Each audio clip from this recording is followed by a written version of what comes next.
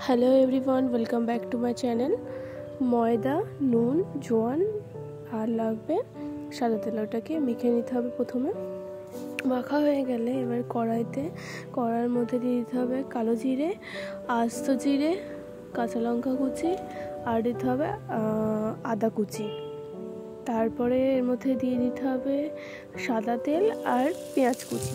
ওইগুলোকে ভালোভাবে হালকা হালকা করে নেড়ে চেড়ে এবার সেদ্ধ করা আলুটাকেও দিয়ে দিতে হবে। তার আগে দিতে হবে নুন, হলুদ, জিরে মরিচের গুঁড়ো আর অল্প কাঁচা লঙ্কা গুঁড়ো।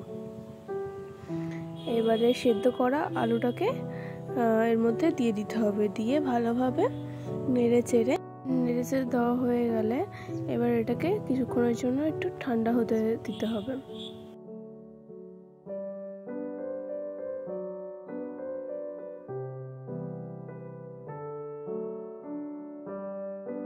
পরে এবার যে ময়দাটা আমরা মেখে রেখেছিলাম ওইটাকে ছোট ছোট করে গোল করে ওটাকে ঠিক আমি যেরকম করছি এরমভাবে করতে হবে।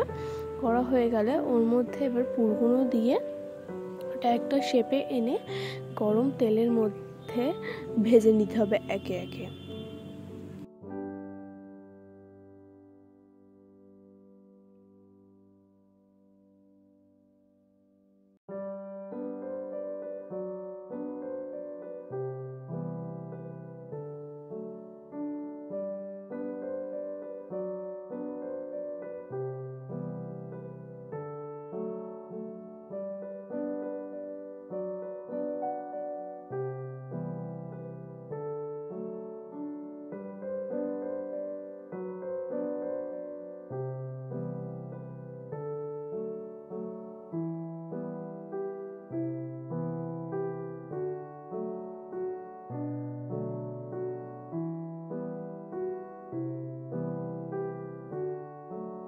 এবার ভাজা হয়ে গেলে একে একে গরম গরম খেয়ে দেখতে পারেন কাসুন্দি, টমেটো কেচাপ বা মিওনিজ, যেটার সাথে খাবেন সেটাই ভালো লাগবে। মানে খুবই টেস্টি একটা জিনিস।